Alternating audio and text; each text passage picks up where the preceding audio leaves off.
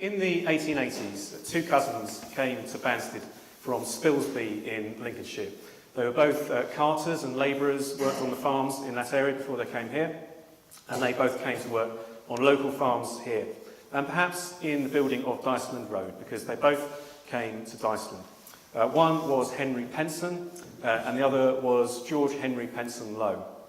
Now, about 5 generations before they were born, a Low and a Penson had got together, they'd had some children, and then they got married.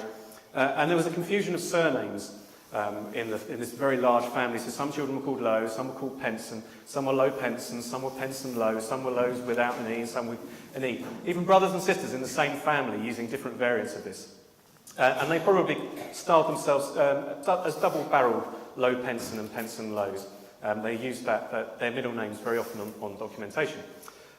So both those cousins came here to live in Diceland Road, which was at that time new, just being built. It's only half the length that it is now. It ended about where number 38 stands today.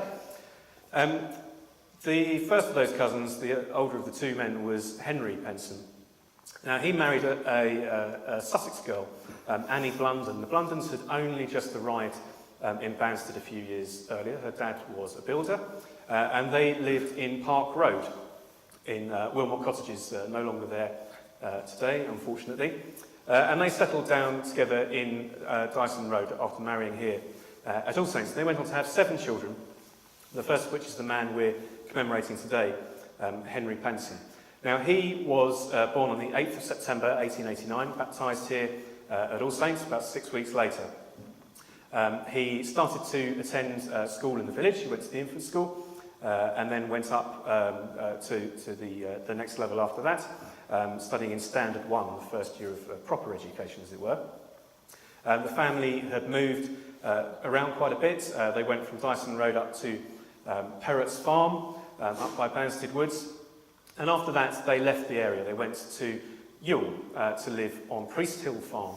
Now, the farm no longer stands today. It's in the middle of the Priest Hill playing fields used by Nescott and Sutton and Epsom Rugby Club, and I've spent many a morning watching my children play on Priest Hill playing fields with the rugby club, and it is colder than Siberia down there. It's an awful, barren, windswept, rainy place full of utter misery, but I'm sure they had a lovely house, a lovely home there.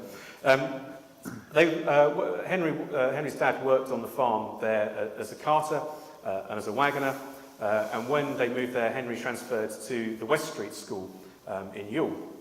When he completed his education there, he got a job working for the railway, the London Brighton South Coast Railway. The family home was only a couple of hundred yards from Ewell East Station. They had a lodger who was a porter for the railway, and that perhaps was his way into the railway business. His application was sponsored by a well-to-do local lady called Mrs. Fairfield, and he went on to become a porter and part-time signalman down at Box Hill Station, amongst other places. But it wasn't the life for him, and he decided that he was going to leave his job and join the army. And so he joined the Lancers, first of all serving with the 16th Lancers and then transferring to the 17th, the Duke of Cambridge's Lancers. They were the death or glory boys, and it's their badge is the skull and crossbones with all glory underneath it. Now, the Lancers were the shock troops of the cavalry. They had these great big 9-foot-long steel-tipped lances, visible from a long distance off. They were very often the first of the cavalry to go into business and to go into war.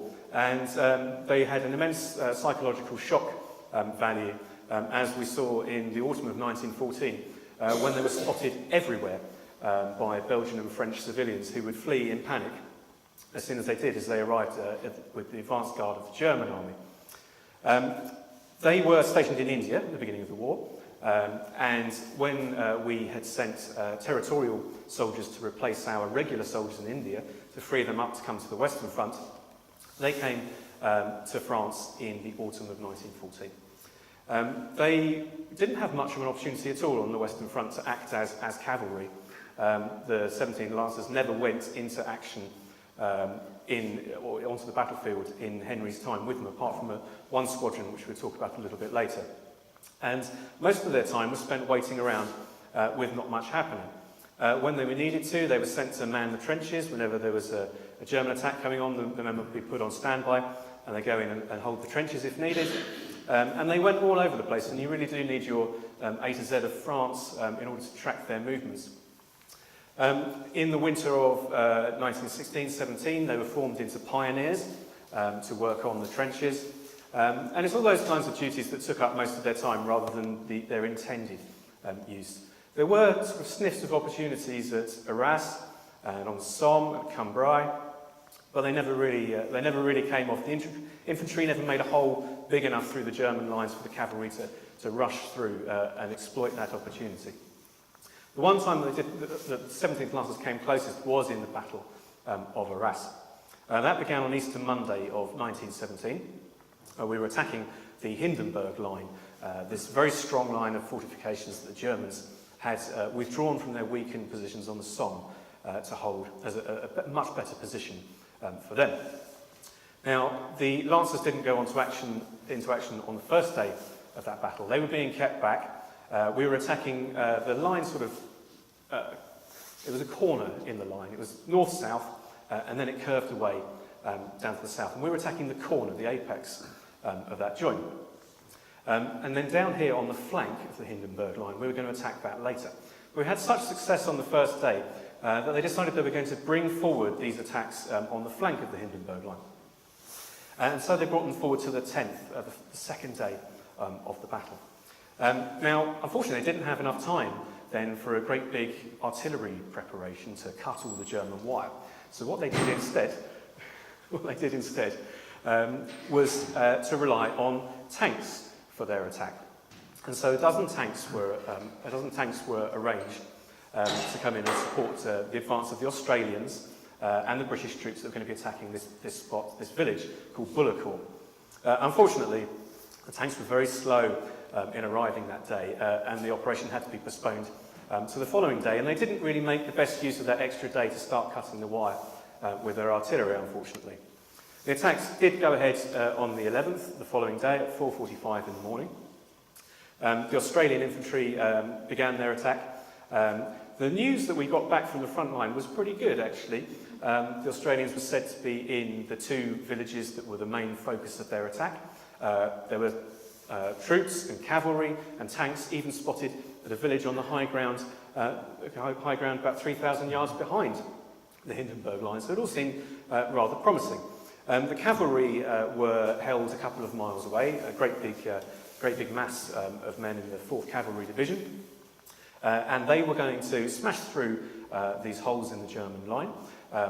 What was going to happen was that there were detachments of men on the battlefield ready to rush forward. They were going to cut the wire and they were going to lay bridges over the trenches so the cavalry could run over them. So the cavalry were pushed through down this part of the flank of the Hindenburg line, and then up here there were more cavalry pushing through, and they'd sort of sweep the high ground behind the German defences.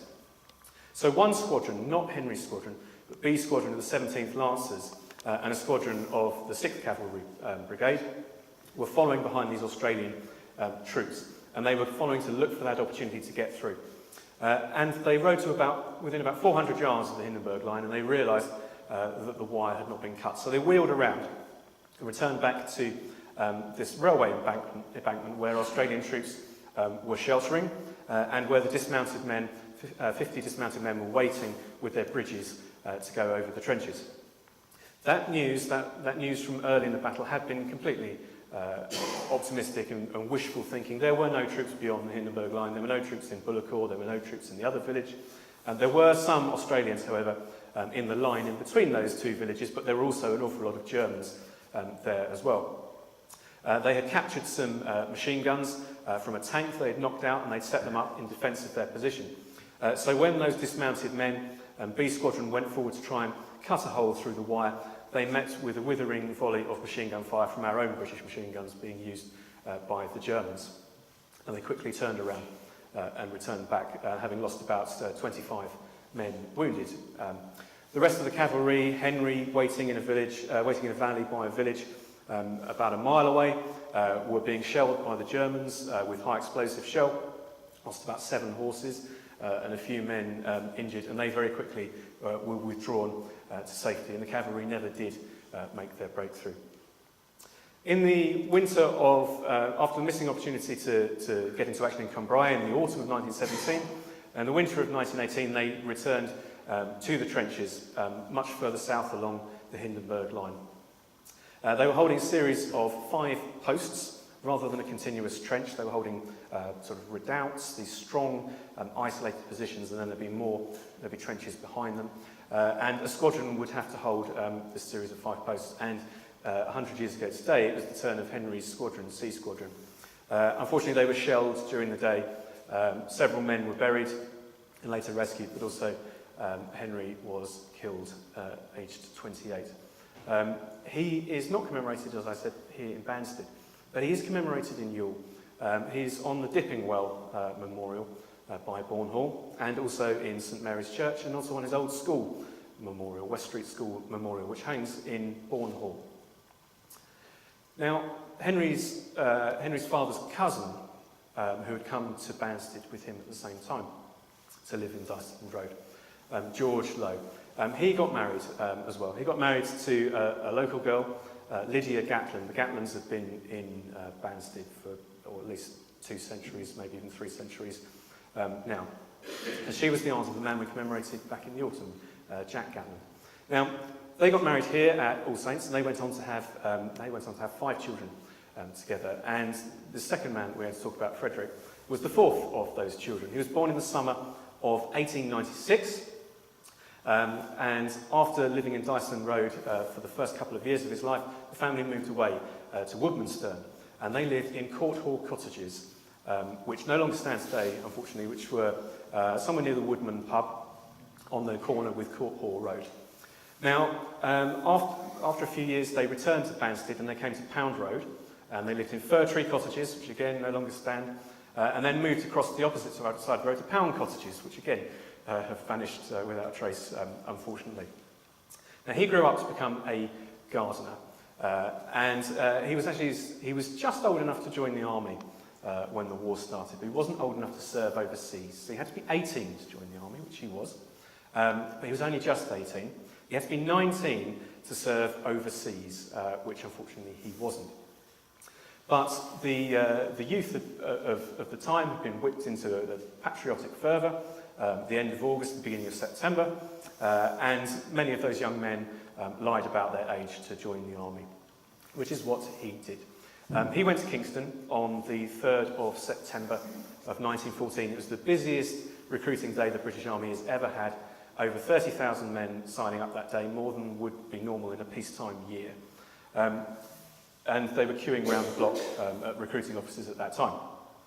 Now, he went to Kingston, as I say, and there were also a number of other people in the queue that he may well have known. Now, one of those men that he almost certainly did know was a young lad called Jack Cox, who was only 16 years old. Now, Jack lived just over the road from Henry Penson's family down at Priest Hill Farm, and presumably they knew each other through that family connection. And they joined up together, joining the same battalion, or the same regiment, the King's Royal Rifle Corps.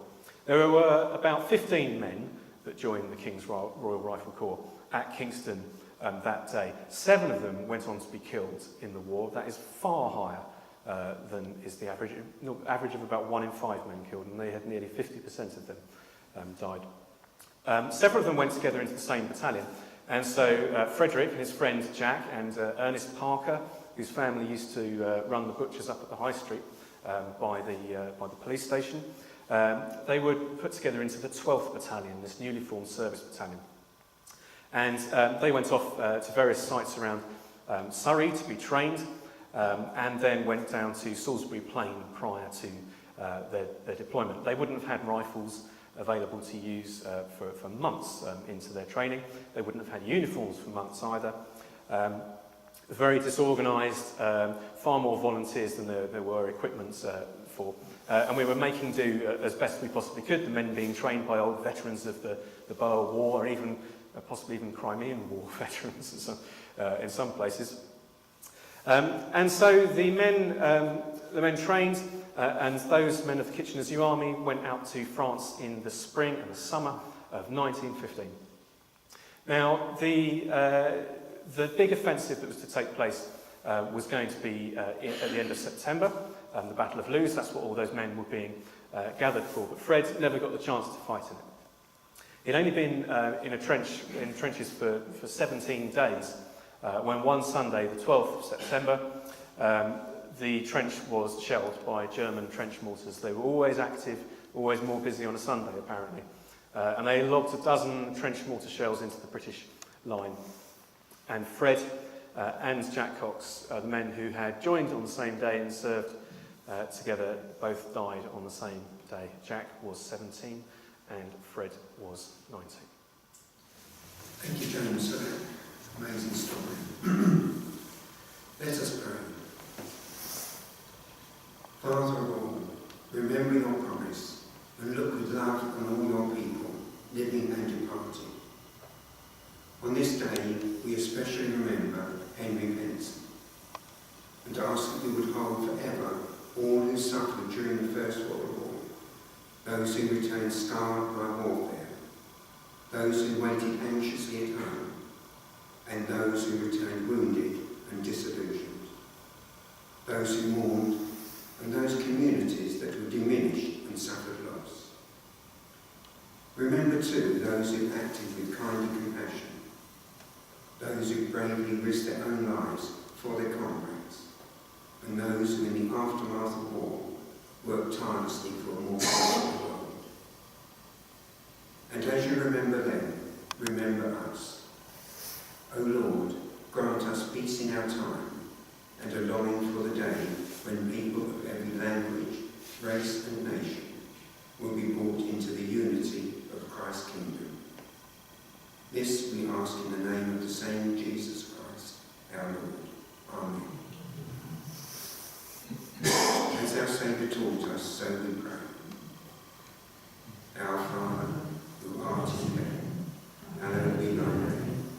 Thy kingdom come, thy will be done, on earth as it is in heaven.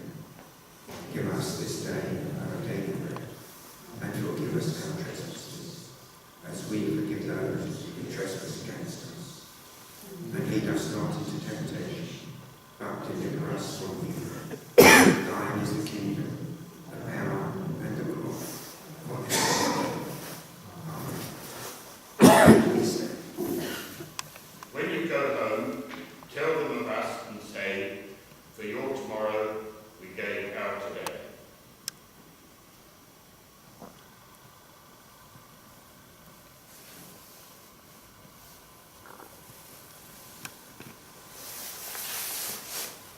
God, grant the living grace, the departed rest, the Church, the Queen, the Commonwealth, and all the world peace and concord, and to us and all God's servants life everlasting. And may the blessing of God Almighty, the Father, the Son, and the Holy Spirit be among you all and remain with you always. Amen. Thank you all for joining us today. If you would like to light a candle in remembrance of Henry, there's a stand over there.